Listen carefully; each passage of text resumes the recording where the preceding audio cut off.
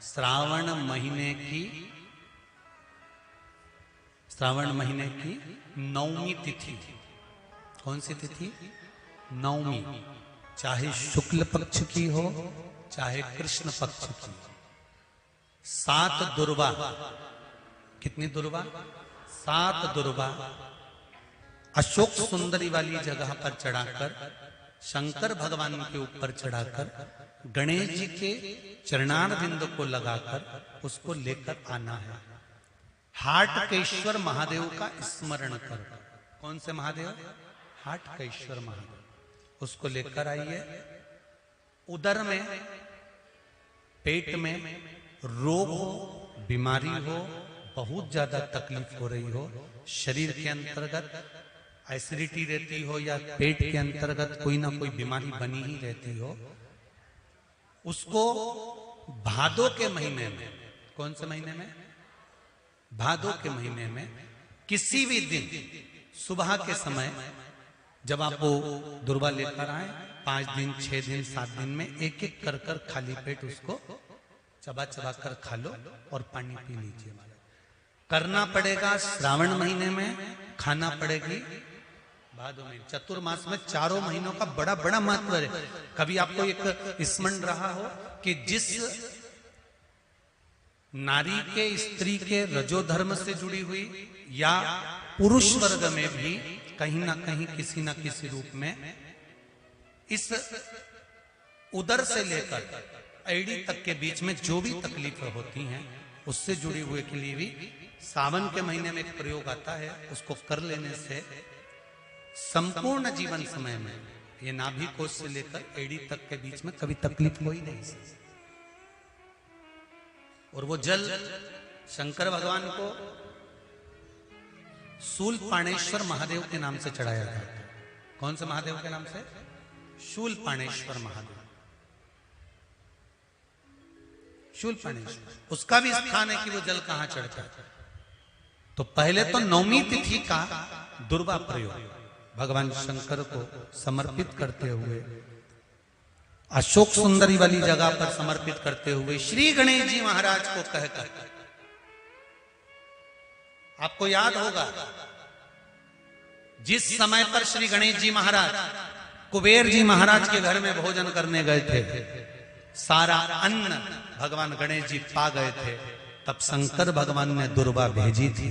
ये दुर्वा जब गणेश जी को भेजी गई थी तो वो औषधि के लिए भेजी गई थी कि गणेश जी ने ज्यादा पा लिया है तो शरीर में रोग ना हो जाए, पेट में कोई रोग ना हो जाए। तब शिव जी ने भेजी थी अशोक सुंदरी के माध्यम से। इस दुर्वा का प्रभाव रोग मुक्ति के लिए किया गया। रोग दुर्वा 3 तरह का बेलपत्र का वृक्ष होता है, बहुत सावधानी से सुनिएगा। एक बेलपत्री का वृक्ष आप खड़े होना आपके घुटने तक होगा। एक बेलपत्री का वृक्ष आपके कंधे तक होगा। एक बेलपत्री का वृक्ष आपके सिर से ऊंचा होगा। गौरी, कात्यायनी और महालक्ष्मी, 3 बेलपत्री के वृक्ष की अवस्था रहती है। कौन से बेलपत्री के वृक्ष से पत्तियों को तोड़ा जाता है? जम के बोलो जरा। कौन से बेलपत्री के वृक्ष से पत्तियों को लिया जाता है? गौरी से? बोलो जरा। नहीं। कात्यायनी से? नहीं। बेलपत्री की पत्तियों को लिया जाता है महालक्ष्मी से। किससे लिया जाता है? महालक्ष्मी से। जो तुम्हारे सिर से ऊपर हो, जिसकी छाया तुम पर पड़ रही हो, ऐसा वृक्ष, बड़ा वृक्ष होना चाहिए जिससे पत्ती को लेकर जब हम शंकर भगवान को समर्पित करते हैं तो लक्ष्मी को जब हम लेकर आते हैं और भगवान शंकर को जब देते हैं और उस पत्ती को हम वापिस जब उठाते हैं तो भगवान महालक्ष्मी को अपने घर में प्रदान कर देता है।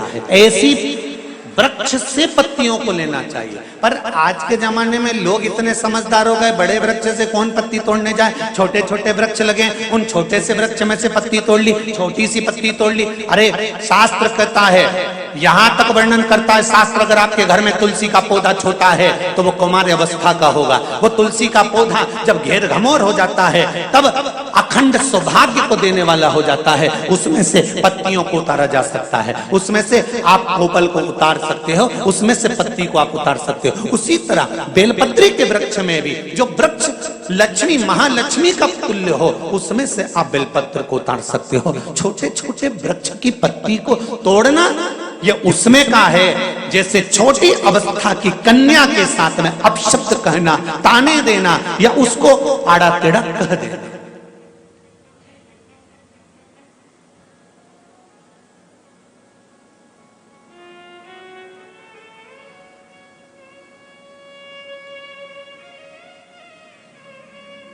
नवरात्र में कन्याओं का भोजन कराती हो कि सौभाग्यवती माताओं का भोजन कराती हो? जल्दी बोलो। कन्याओं का। तो सौभाग्यवती को कराने में क्या दिक्कत है? नवरात्रि में सौभाग्यवती को भोजन कराने में क्या दिक्कत है? पर दुनिया के लोग कहते हैं कि नवरात्रि में कुंवारी कन्याओं का भोजन कराना चाहिए। और जब सौभाग्यवती माताओं का भोजन होता है, सुहागन करते हो, जब तुम्हारे घर में जब सुबासनी करते हो, सौभाग्यवती माताओं का भोजन करते हो, तब कुंवारी कन्या का भोजन कराते हो क्या? नहीं, उस समय सुहागन माताओं का भोजन होना जरूरी है। ये एक अवस्था होती है कि कब कुंवारी कन्या को भोजन कराना है, कब सौभाग्यवती को भोजन कराना है, कब बटुकों को भोजन कराना है, कब ब्राह्मणों को भोजन कराना है, कब ब्राह्मण के बच्चे को भोजन कराना है, कभी साधु संत सन्यासी तपस्वी साधक उपासक को भोजन कराना है। एक समय की अवस्था होती है। जैसे जिसकी पत्रिका में मंगल होता है, जिसकी राशि के अंतर्गत मंगल होता है और उसका विवाह नहीं हो रहा, या मंगल होने के कारण बस उसको तकलीफ आ रही है, या विवाह हो भी गया तो संबंध टूटने जैसा हो गया, कहीं कहीं अदालत में कार्रवाई चलने लगी, कहीं कहीं विवाद जैसी स्पर्धा उत्पन्न हो गई, कहीं कहीं विवाद सामने आ गया, तो उसको कुछ नहीं करना चाहिए। अगर बाजार जाए, अगर मूंगा किसी की अंगूठी में लगा हुआ हो, या मूंगा कहीं उसके घर में पड़ा हो, या मूंगे की माला पड़ी हुई हो, उस मूंगे का पानी, मूंगे को पानी में डाल दो और उसका पानी शंकर भगवान को मात्र 31 दिन तक लगातार चलाना प्रारंभ कर दे, अदालत में केस बंद हो जाएगा और पति पत्नी वापस एक जैसे हो जाएंगे, वापस जुड़ जाएंगे। और अगर विवाह नहीं हो रहा है तो मंगल राशि वाले का अगर विवाह भी नहीं हो रहा तो मंगल विवाह आनंद के साथ पूर्ण होगा। ज्यादा भटकना, बस 31 दिन तक मूंगे का पानी, जो मूंगा आप लोग अंगूठी में पहनते हो, हाथ में पहनते हो, माला पहनते हो, उसी मूंगे को पानी में डालकर उसका जल शंकर को चढ़ाना प्रारंभ कर दो।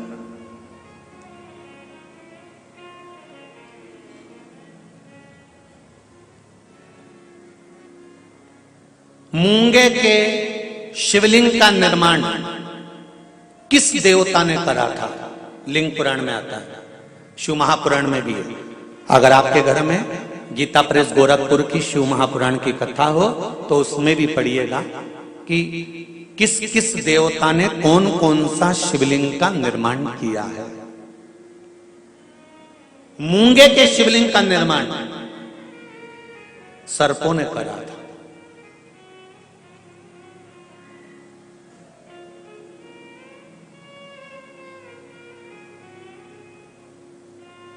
जब शिवलिंग का निर्माण हुआ, पूजन हुई, शिवजी ने आकर आशीर्वाद प्रदान करा, तब सर्पों ने केवल एक बात मांगी थी कि हमारी इन सर्प कन्याओं, ये सांप की बेटियां हैं, सर्प की बेटियां हैं, सर्प के पुत्र हैं, इनका विवाह कैसे होगा? कौन होगा जो इनसे विवाह करे? इन सर्प कन्याओं का, इन सर्प वरों का विवाह होगा कैसे? शंकर भगवान ने कहा तुम चिंता मत करो, तुमने मूंगे का शिवलिंग का निर्माण कर कर मेरी पूजन करी है, जब जब एक लोटा जल समर्पित होगा और जो हृदय से मुझे चढ़ाएगा, उस कन्या के विवाह का, उस वर के विवाह का भार मेरे माथे पर आ जाएगा और मंगल विवाह मैं करूंगा। ये शिव वचन है।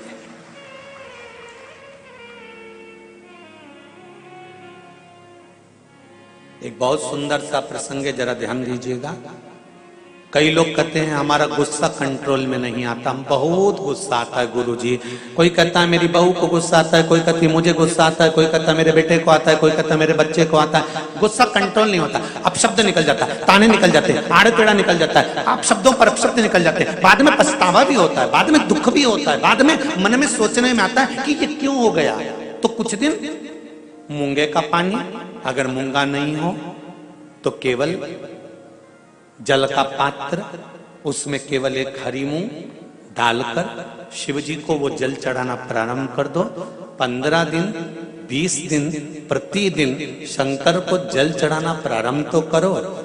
क्रोध कितना भी तेज आ रहा होगा, संयम में आना प्रारंभ हो जाएगा और मुख से अपशब्द निकलना बंद हो जाएगा।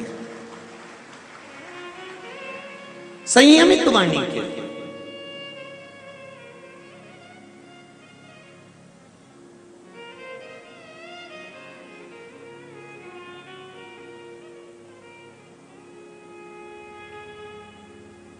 केवल शंकर भगवान की आराधना किस रूप में करना है, कैसे करना है, किस तरह से करना है, शंकर भगवान की पूजन किस रूप में करना है, किस तरह से करना है, हमको शिव महापुराण के माध्यम से ये सीखना है। क्यों? क्योंकि हम बहुत सी गलतियां करते हैं साहब। जरा जरा सी बात में अदालत में केस पहुंच जाता है, जरा जरा सी बात में पति पत्नी अलग हो जाते हैं, जरा जरा सी बात में भाई भाई अलग हो जाते हैं। कारण क्या है?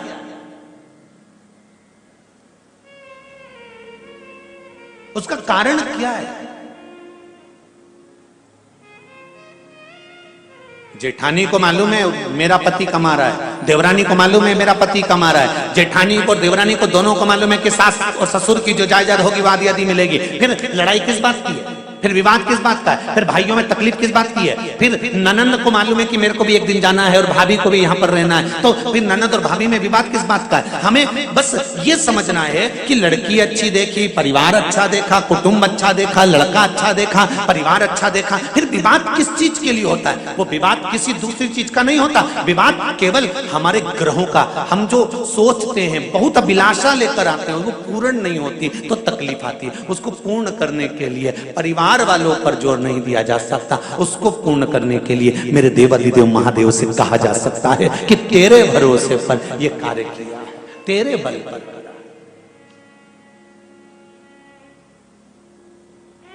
विदुरानी ने कहा भगवान कृष्ण से, ठाकुर एक बात आपसे पूछना है। भगवान कृष्ण ने पूछा, पारसम्भी काकी विदुरानी जी पूछिए, क्या पूछना है? विदुरानी कहती है मुझे केवल इतना सा पूछना है कि भगवान अपने भक्त से उसकी प्रिय चीज, उसकी प्रिय वस्तु क्यों छीन लेता है? भगवान कृष्ण कहते हैं, पारसम्भी काकी जी, विदुरायन जी, जिस समय आपकी कोई चीज भगवान छुड़ा ले तब आपको नाचना चाहिए, खुश होना चाहिए। क्यों? पूरी दुनिया के सेठों को छोड़कर परमात्मा को तू ही ऐसा सेठ मिला जिससे कुछ लेकर परमात्मा गया है।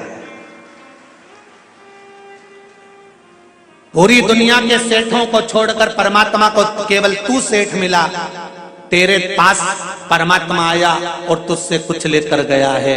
जब तुम्हारी कोई वस्तु तुम्हारे पास से चली जाए, कोई चीज तुम्हारे पास से चली जाए, तो उसमें दुख नहीं मनाना। परमात्मा ने दिया था, परमात्मा लेकर चले गया, उसमें तुम प्रसन्न होना कि वो देव अधिदेव महादेव ने दी थी और उसने वापिस ले ली है, उसमें दुख नहीं करना।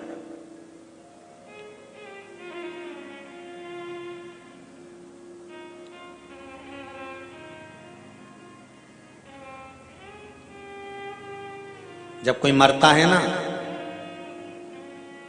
तो घर के लोग रोते हैं, इनको कोई रुलाता है? अरे बोलो तो सही भाई, शादी में महिला संगीत में डांस करना है, नाचना है, तो उसकी तो प्रैक्टिस करना पड़ती है 15 दिन पहले। पर कोई मरे तो इतने सारे लोग आएंगे तो बैठ के रोना पड़ेगा, तो इसकी प्रैक्टिस कोई कराता है? अरे बोलो जम के कोई कराएगा? नहीं, इसकी प्रैक्टिस नहीं कराई जाती और रोने की प्रैक्टिस नहीं कराई जाती। पार्वती जी ने शिव जी से पूछा कि ये मरने के बाद परिवार वाले क्यों रोते हैं? शंकर भगवान ने कहा ये मरने के बाद परिवार वाले व्यक्ति के लिए नहीं रोते, वो इसलिए रोते हैं कि इतना भरा पूरा मेहनत कर कर कर चले गया, सब जोड़ कर छोड़ कर चले गया, जिंदगी के सुख के दिन आए थे और 2 रोटी सुख से नहीं खा सका, पूरी जिंदगी कमा कमा कमा कमा आखिरी में छोड़ा गया और फोटो पे प्लास्टिक के फूल की माला चढ़ गई। इसलिए रोना आ रहा है कि सब छोड़ कर चले गया। जो जिंदगी भर मेहनत करी, अब खुशी का समय आया था, अच्छा समय आया था, गोल्डन समय आया था और बड़ा सुंदर समय आया था, जिस समय खाने की समय था, एंजॉय का समय था, फुल एंजॉयमेंट जीवन को जीना था, उस समय पर जाने का समय हो गया। निवेदन करूंगा हैदराबाद वालों, जितने लोग आस्था पर कथा सुन रहे हैं, फेसबुक यूट्यूब पर सुन रहे हैं, प्रतिदिन हर पल हर क्षण हर घड़ी जितने दिन आपकी जिंदगी के हैं, ये मत सोचना कि परसों के दिन मैं अच्छे से ये कर लूंगा, मैं कल ये कर लूंगा, मैं नरसों ऐसा कर लूंगा, मैं 8 दिन बाद ऐसा कर लूंगा, मैं 15 दिन बाद ऐसा कर लूंगा। नहीं, शिव महापुराण की कथा कहती है काल करे सो आज कर। जिंदगी का कोई ठिकाना नहीं, श्वास का कोई भरोसा नहीं, इस मनुष्य देह का कोई ठिकाना नहीं, कब जाना पड़ जाए। इसलिए रोज प्रतिदिन सुबह से उठने के बाद अपनी दिनचर्या को इससे जीना कि कल का दिन आए कि नहीं आए, आज ही फुल एंजॉयमेंट, खूब जोरदार छोटी मोटी करके डेंटिंग पेंटिंग करके खाया पिया मौज करा और अपनी जिंदगी को मस्त जिए, रो कर नहीं। नहीं तो सुबह से उठे और रोकर जिंदगी जी रहे हो। बहू ने ऐसा कह दिया, सास ने ऐसा बोल दिया, देवरानी ने ऐसा कर दिया, नंदन ने ऐसा कर दिया, तुम्हारे भाई ने ऐसा कह दिया, तुम्हारे बंधु ने ऐसा कर दिया, काका जी ऐसा बोल रहे थे, रिश्तेदार ऐसा बोल रहे थे, फूफा जी ऐसा बोल रहे थे। नहीं, सुबह से उठो और चेहरे पर स्माइल हो और मुख पर श्री शिवाय नमस्तुभ्यम हो। घर के लोग भी कहें बहू आज बड़ी प्रसन्न दिख रही है, तो कह देना शिव महापुराण की कथा में जीने का तरीका सीख लिया है, कब मर जाऊं ठिकाना नहीं, इसलिए रोज एंजॉयफुल जीना चाहता हूं, अपनी जिंदगी को फुल एंजॉयमेंट के साथ जीना चाहती हूँ, कब मर जाऊं इसका क्या ठिकाना। इसलिए जोरदार जोरदार हम ये भी नहीं कहें कि बहुत सोना चांदी पहनो, तुम तो तुम्हारे पास जो अच्छी अच्छी साड़ी रखी हो उनके पटली लगा लगा के अच्छी जोरदार पहनो, क्योंकि सब धरी की धरी रह जाएगी, बाद में दूसरे पहनेंगे, तुम ऊपर क्या पहनोगे। कितना सुंदर कहा है। हम पूरे छत्तीसगढ़ वालों से नहीं, पूरे देशवासियों से कहना चाहते हैं, हे छत्तीसगढ़ वालों, थोड़ा सा लालच देखकर, थोड़ा सा धन देखकर धर्म मत छोड़ना। दूध नहीं दे गाय तो गाय को रोड पर मत छोड़ना। और इच्छा अगर भगवान भोलेनाथ पूरी करने में देरी लगा दें तो भी 1 लोटा जल मत छोड़ना। कोई कितना लालच दे, कोई कितना धन दिखाए, कोई कितनी भी संपदा दिखाए, तो भी अपना सनातन धर्म मत छोड़ना। अपना सनातन धर्म छोड़कर हमें कहीं नहीं जाना। इससे सुंदर कोई धर्म नहीं होगा जहां 1 लोटा जल सारी समस्या का हल। बोल बम का नारा है, श्री शिवाय। इससे सुंदर धर्म क्या होगा। 1 लोटा जल चढ़ाया, 3 बार ताली बजाई, काम हो गया। और शिव पुराण तो यहां तक कहती है, भगवान शंकर की कथा तो यहाँ तक कहती है कि बाबा की कथा में हमारे पास में कई लोग कहते हैं बाबा जी हमारे